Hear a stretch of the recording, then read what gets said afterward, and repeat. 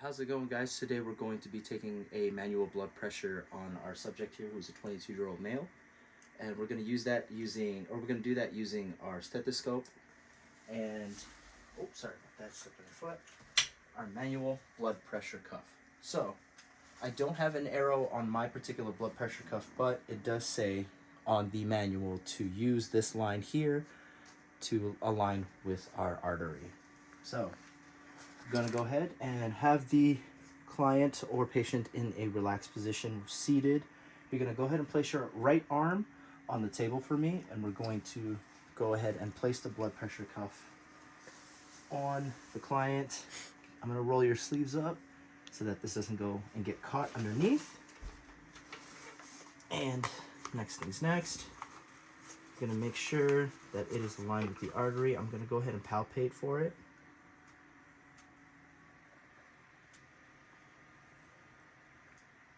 Solid. So we're gonna have the two lines right here. We're gonna have this line right here aligned with the artery.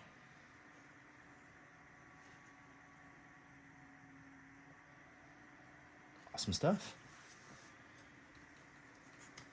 Make sure to place the sphygmomanometer on there.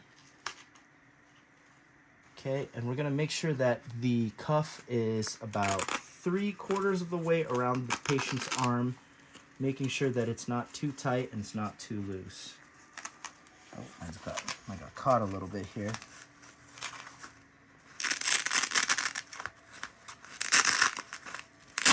Solid stuff.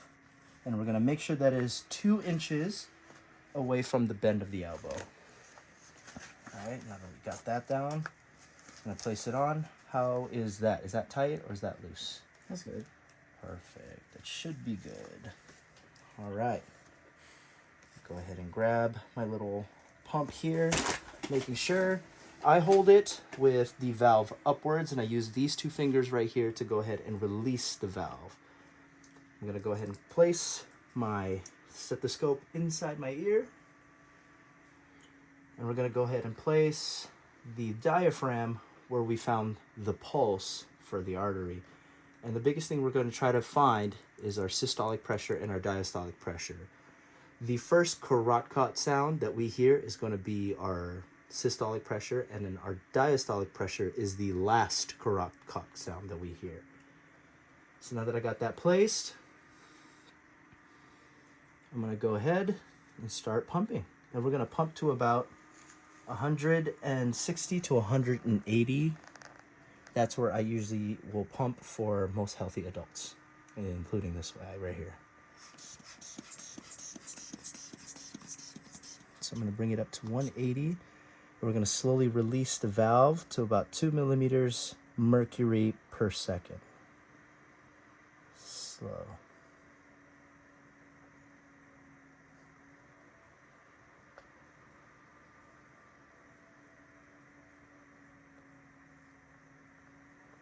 Right, first sound heard at 107. Last sound heard at right around 75. Solid stuff. And that is how you take a blood pressure manually. Okay. The following test is going to be a skin folds test with 3 sites for the Jackson and Pollock equation. We're going to be measuring at the chest, at the abdomen, and at the thigh. So first things first, we're going to start at the chest, and we're going to measure from the crease of the chest. So we're going to make sure that you're relaxed. And we're going to measure from the crease of the chest to the nipple line at an angle. So we're going to be using centimeters here. And we're going to measure right at the nipple line at 4.5. So 2.125. Quarter, we're going to measure about right there. So, I'm going to keep my measurement. I'm right-handed, so I'm going to use my right hand.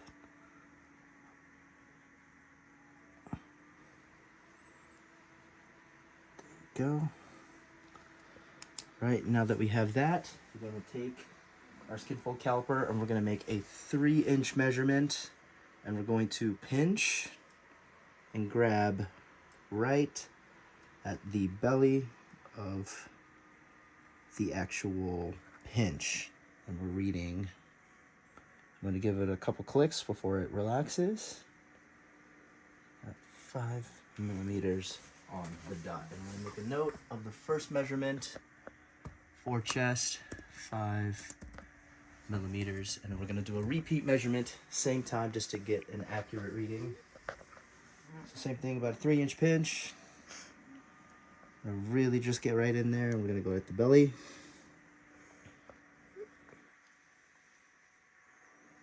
Give it a couple pinches before we stop. And repeat measurement is at 5. We're going to continue on after I get the measurement in. Perfect. So now we're going to go into the abdomen. And the abdomen, we're going to start from the belly button, about 2 centimeters away from the belly button. So what I'm going to do is I'm going to measure at the 2 centimeter mark, and I'm going to place the 0 right there. So start at the 2 centimeter mark from the belly button, and I'm going to mark the 0 right there. Use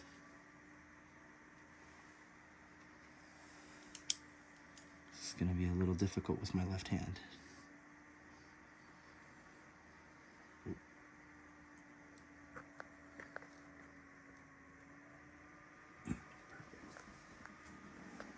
Right, then we're going to start right by the belly button and right on the outside to make that 3-inch pinch. We're going to go ahead and click right at the belly.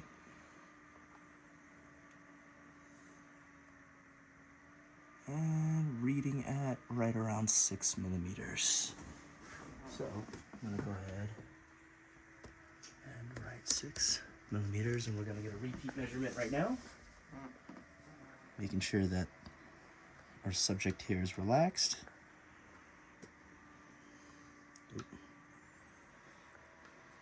And right at the belly. Oh.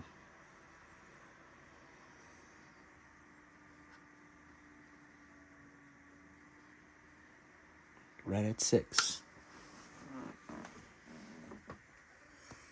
Go ahead and write that down again. Right, and the final measurement is we're going to measure at the thigh. So what I want the subject to do right now is actually, if you can you pull up your shorts for me? Awesome stuff. And what I want you to do is actually bend your knee slightly. And we're going to start from the crease of the hip into the top of the patella, which is right here. We're going to measure in inches because it just helps me out a little bit more as well, because we use inches here, unfortunately. Okay. To the top, which is reading right around 17. So we're going to go halfway point, which is right around 7 and a half. Right around 8 and a half. Excuse me. Okay.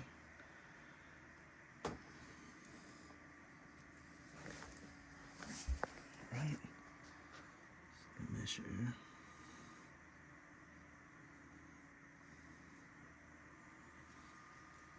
Right. Now I'm going to go to the top here, and same thing, I'm going to go ahead and give a 3-inch pinch, 1.5 inch on each side, and grab at the belly. Give this a couple clicks to settle. Reading right around 11.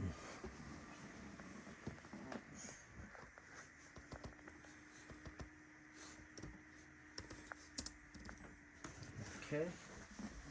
I'm going to do a repeat measurement one more time. Same thing, about a 3-inch pinch.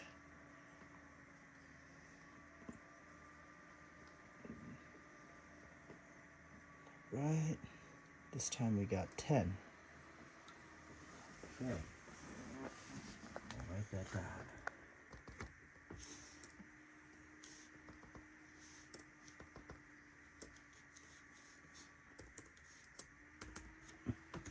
Okay. From there, we're going to enter these measurements into the Jackson and Pollock. All right, today we're going to be measuring the waist to hip ratio, and we're going to be using some tape measure. Our subject here, he's a 22-year-old male, and we're going to first measure at the waist at the thinnest part of his waist. So we're going to take a look here, and we're going to measure right around here. This is probably the thinnest part of his waist. So we're going to go ahead and just measure from the belly button or the middle of the abdomen, and I'm just going to wrap around here. Right. And we're not going to be measuring it too tight, so we're not going to pull on this way too tight, or we're not going to keep it loose. We're just going to go ahead and measure right where it stops, right there, and that is at 29 inches. And we're just going to go ahead and take a note here on our computer.